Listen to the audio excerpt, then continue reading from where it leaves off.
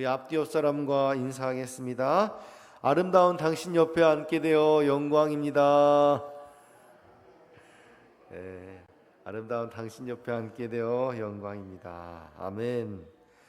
오늘은 열왕기상 2장 36절에서 46절까지 말씀을 살펴보면서 주어진 기회를 소중히 여기는 삶이란 제목으로 하나의 말씀을 전하겠습니다. 제가 지금 새벽 예배 때마다 지금 열왕기상을 함께 살펴보고 있는데, 살펴보면은 이스라엘 역사는 수많은 기회와 선택의 연속이었던 것을 볼 수 있습니다. 사울 왕이 하나님께 불순종해서 왕위를 잃고, 다윗이 하나님의 마음에 합한 자로 선택받아서 왕이 됩니다. 사울과 다윗이 다 각자의 선택과 주어진 기회를 어떻게 활용했는가에 따라서 하나님의 평가가 달라진 것이죠. 다윗 역시 인생의 여러 고비마다 하나님의 주신 기회를 붙잡으면서 살아왔습니다. 그러나 그의 말년에는 아들 압살롬의 반란과 아도니아의 그 왕위 찬탈 시도 등이 끊이지 않고 위기가 그에게 찾아왔습니다. 이 모든 과정 속에서 하나님은 이스라엘과 다윗 가문에게 새로운 기회를 또 주셨습니다. 오늘 본문에 이르기까지 솔로몬은 다윗의 뒤를 이어 왕에 오르면서 나라의 안정을 위해서 여러 가지 결단합니다. 살려줘야 될 사람, 또 칭찬해야 될 사람, 그리고 또 반드시 죽여야 될 사람들은 처리를 하는 과정 가운데 있었던 거죠.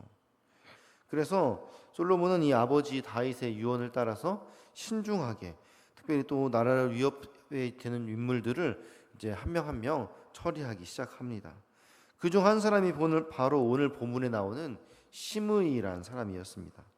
시므이가 누구냐면은 과거에 다윗을 욕했던 사람이에요. 이제 사울의 그 후손인데, 이제 사울 왕이 물러가고 다윗 왕이 이제 왕권을 잡으면서 당연히 사울 가문은 찬밥 신세가 되는 거죠.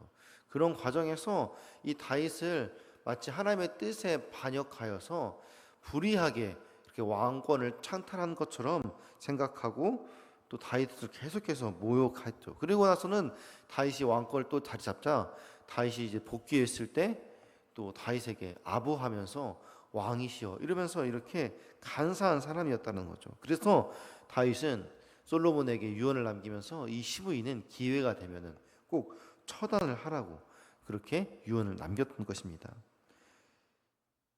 그래서 이 솔로몬은 이제 이 시므이에게 그의 충성을 시험코자 마지막 기회를 주었습니다. 그래서 시므이에게 내려진 명령은 단순한 처벌이 아니라 그에게 주어진 어찌 보면은 새로운 기회일 수 있었던 것입니다. 그것이 바로 무엇이냐? 오늘 본문에서 말하는 것처럼 예루살렘을 벗어나지 말라라는 명령이었어요. 이것은 시므이의 삶을 제한하는 것처럼 보였지만은 동시에 그의 생명을 보존할 수 있는 새로운 기회였습니다. 왜냐하면 지금 시므이는 죽어야 마땅할 인물이에요. 그런데 넌 대신 생명을 살려줄 테니까 여기서 한 발자국도 나가지 마라. 이제 왕의 그 시야에서 벗어나지 말라는 거죠. 나가서 어떤 일을 벌일지 모르기 때문에 이것이 억압하는 것일 수 있겠지만은 새로운 기회, 또 어떻게 왕의 명령을 잘 지키고 순종하는가를 보여줄 수 있는 증명의 기회인 것입니다. 이처럼 하나님도 마찬가지예요. 우리에게 때로는 제한처럼 느껴지는 상황을 통해서 새로운 기회를 주신다는 겁니다. 우리는 그 기회를 어떻게 받아들이고 어떻게 살아가느냐, 이것이 우리의 인생을 결정하는 중요한 키가 되는 것입니다. 시므이의 이야기는 우리에게 이런 주어진 기회를 소중히 여기는 삶의 중요성을 보여주는 것입니다. 얼마나 그 말씀을 또 우리에게 주어진 명령을 끝까지 어떤 상황이 와도 잘 지켜내는가, 그것을 잘 보여준다는 거죠. 이스라엘 왕들과 그의 백성들은 그 때때마다 하나님이 주신 기회를 소홀히 여긴 자에게는 항상 어려움이 닥쳤고, 어떤 상황에서도 하나님의 말씀과 그 기회, 그 명령들을 끝까지 지키는 자에게는 또 새로운 상황들이 열리는 것들을 우리 말씀을 통해서 보게 됩니다. 그래서 오늘 이 말씀을 통해서 이 시므이의 선택과 그 결과를 바라보면서 오늘 나에게 주신 하나님의 기회를 나는 그렇다면 어떻게 대하고 있는가, 그것들을 점검하는 귀한 은혜 시간이 되기를 주님의 이름으로 축원합니다. 우리 오늘 본문 36절에서 38절 같이 읽겠습니다. 왕이 사람을 보내어 시므이를 불러서 이르되 너는 예루살렘에서 너를 위하여 집을 짓고 거기서 살고 어디든지 나가지 말라. 너는 분명히 알라. 내가 나가서 기드론 시내를 건너는 날에는 반드시 죽임을 당하리니 내 피가 내 머리로 돌아가리라. 시므이가 왕께 대답하되 이 말씀이 좋사오니 내 주 왕의 말씀대로 종이 그리하겠나이다 하고 이에 날이 오래도록 예루살렘에 머무니라. 아멘. 솔로몬이 시므이에게 내린 이 명령이 무엇이냐? 바로 거주지 제한 명령이에요. 예루살렘을 절대 벗어나지 말라는 거예요. 이것은 단순한 처벌이 아니라 마지막 기회예요. 얼마나 이 왕의 명령을 잘 지키는가. 원래 솔로몬은 이 과거의 죄만으로 시므이를 처형해도 됐어요. 근데 기회를 준 것이에요. 그러면서 그에게 스스로 증명할 기회를 준 것입니다. 시므이가 대답하죠. 좋습니다. 왕의 말씀대로 내가 그렇게 하겠습니다. 자기가 이거를 거부할 이유가 없는 거예요. 원래 죽을 목숨인데. 그런데 그 마음속에는 아직도 여전히 간사함이 남아 있었던 거예요. 왜냐하면은 나중에 그 행동을 보게 되면은 왕의 명령을 얼마나 가볍게 여겼는가를 볼 수 있는 거죠. 그것을 통해서 시므이가 아직 회개하지 않았구나. 아직 얘가 정신을 차리지 못했구나. 자기 잘못을 잘 이해하지 못하는구나 라는 것을 우리는 알 수 있는 거죠. 우리 계속해서 39절 40절 읽겠습니다. 3년 후에 시므이가 두 종이 가드 왕 마아가의 아들 아기스에게로 도망하여 간지라. 어떤 사람이 시므이에게 말하여 이르되 당신의 종이 가드에 있나이다. 시므이가 그 종을 찾으려고 일어나 그의 나귀의 안장을 치우고 가드로 가서 아기스에게 나아가 그의 종을 가드에서 데려왔더니. 아멘.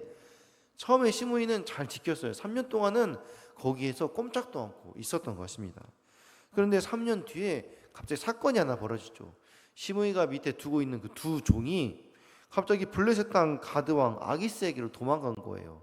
왜 도망갔는지 성경에서 말하고 있지는 않지만은 시므이의 행동이라든지 시므이의 어떤 성품이라든지 이런 것들 볼 때 충분히 이해가 되는 거죠.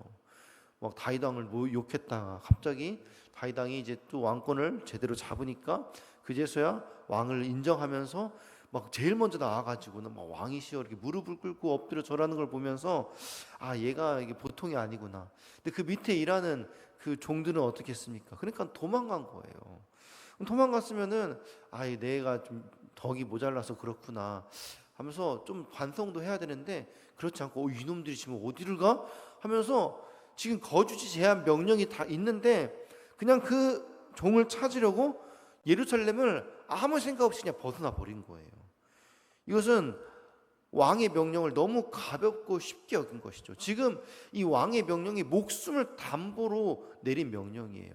이 명령을 어기는 순간 내가 너 죽여버릴 거다라고 분명히 선전포고를 했어요. 그런데 그것도 그냥 어겨버리고 뭐 그까짓 것 내가 지금 그게 중요한가. 어떻게 보면 이 종이 자기의 소유잖아요.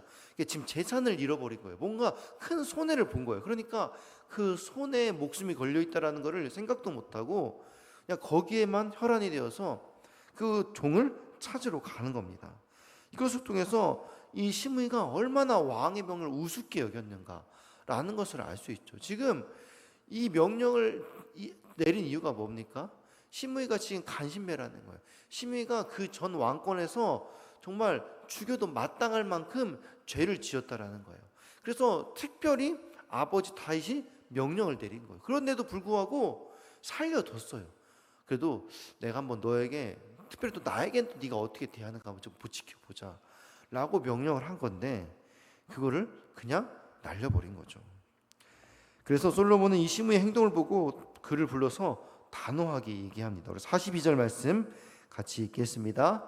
왕이 사람을 보내어 시므이를 불러서 이르되 내가 너에게 여호와를 두고 맹세하게 하고 경고하여 이르기를 너는 분명히 알라.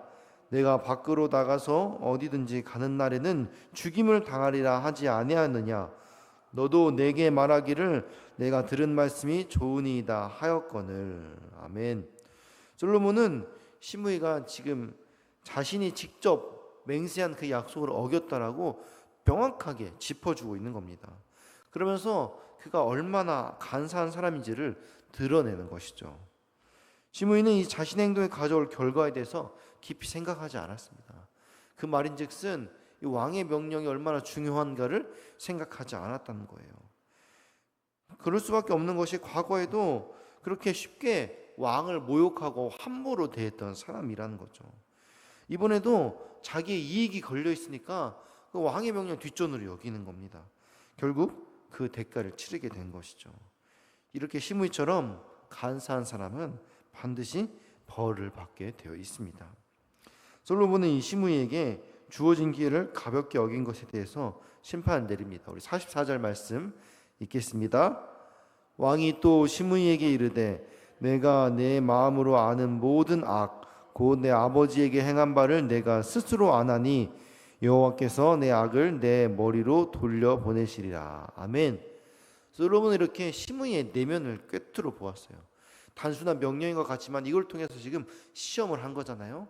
근데 이미 알고 있었지만 그래도 한 번 더 기회를 주자 하고 했는데 그걸 어기는 순간 얘가 회개 안 했구나. 얘가 아직 정신 못 차렸구나. 얘 아직도 지금 간사하구나. 이러면은 내가 왕이 되어서도 나에게도 똑같이 그렇게 배신할 수 있겠구나.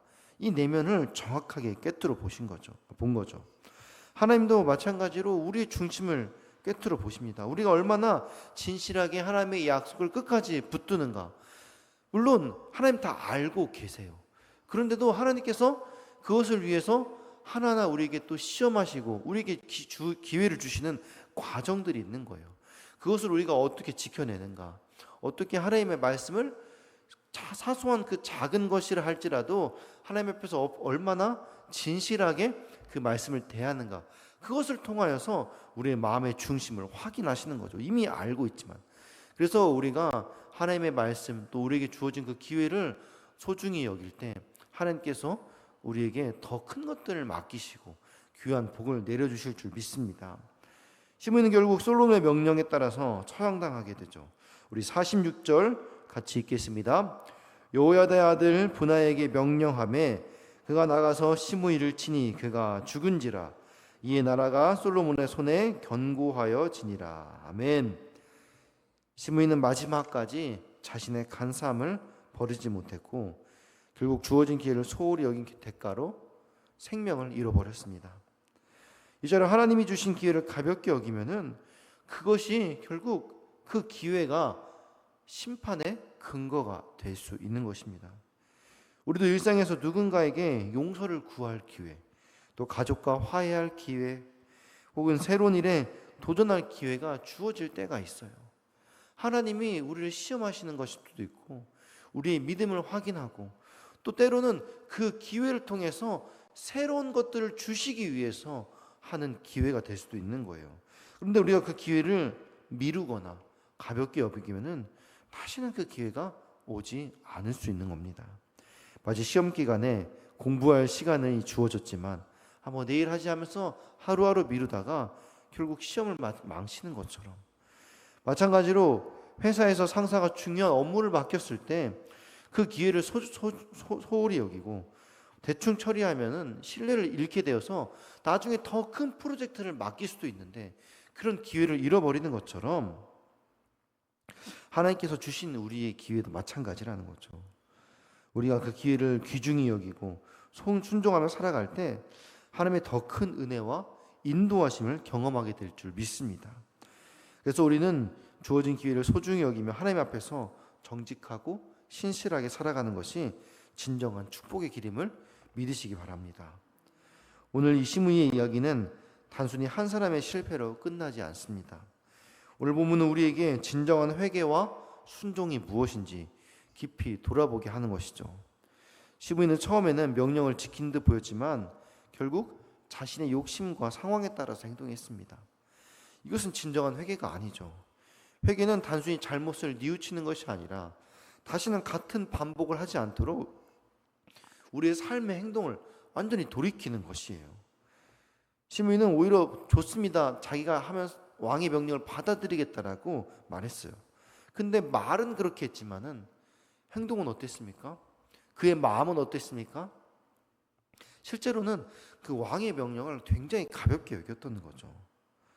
이렇게 진정한 회개는 말로만 하는 것이 아니라 우리 삶의 변화로 나타나야 합니다. 하나님은 우리의 마음과 행동이 함께 변화되기를 원하시고 기다리고 계시기 때문입니다. 그래서 순종은 때로는 희생을 요구하죠. 내가 원하는 것, 내가 편한 것, 또 때로는 나의 이익이 걸린 것들 있을 때 그 모든 것들을 내려놓아야 합니다. 하지만 하나님께 순종할 때 더 큰 은혜와 복을 경험하게 되는 겁니다. 그러나 시므이는 자신의 편의를 위해 하나님의 뜻, 또 왕의 명령을 무시했습니다. 그래서 우리는 늘 내 뜻, 내 계획, 나의 이익보다도 하나님의 뜻을 우리 삶의 가장 우선순위로 두고 살아갈 때 우리 삶이 주님께 온전해질 줄 믿습니다. 하나님은 우리가 넘어졌을 때 다시 일어나길 원하십니다. 그래서 우리에게 기회를 주시는 거죠. 그래서 진정한 회개를 통하여서, 진정한 순종을 통하여서 그 기회를 잘 붙잡을 때 하나님의 놀라운 축복이 우리 삶 가운데 임하게 될 줄 믿습니다. 인생에는 우리가 반드시 지켜야 할 이런 약속, 그리고 때로는 어떤 경계들, 기회들이 있습니다. 때로는 그 경계가 답답하게 느껴질 수 있지만은 오히려 그것이 우리를 사랑해서 주시는 하나님의 기회요, 기다림일 수 있는 것입니다. 하나님은 우리가 그렇게 그분의 말씀에서 안전하게 살아가기를 원하십니다. 우리가 그 경계를 끝까지 잘 지킬 때 우리에게 기회를 주시고 그 안에서 우리를 보호하시고 인도하시는 주님의 축복이 우리의 삶 가운데 그 영원히 보장될 줄 믿습니다. 그래서 그렇게 우리의 삶을 끝까지 지키시고 기회를 주시는 하나님의 복이 여기 계신 우리 모든 성도님들에게 임하기를 주님의 이름으로 축원합니다. 아멘. 우리 이 시간 들은 말씀 기억하며 함께 기도하기 원합니다. 같이 기도하실 때 오늘 나에게 주어진 하루의 기회를 감사함으로 붙잡을 수 있도록 지혜와 담대함을 주시옵소서. 간사함이나 이기적인 마음을 내려놓고 하나님 앞에 정직과 성실함으로 서게 하여 주옵소서. 우리 10월 12일 준비 중인 가을음악회를 통해서 영혼을 섬기고 복음의 통로가 열릴 수 있도록 11월 13일 수능을 준비하는 31명의 수험생들에게 지혜와 위로로 함께하여 주옵소서. 둔촌동 성전부지 그린벨트를 하나님의 때와 방법으로 열어주시도록 올림픽파크 포련 아파트 12,000세대 4만 명의 영혼을 구원한 일에 우리 교회를 사용하여 주옵소서. 몸과 마음으로 고통받는 성도님들 치유하여 주시고 그들을 돌보는 가족들 위로하여 주시옵소서.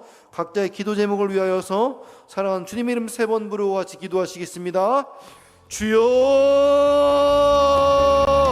주여.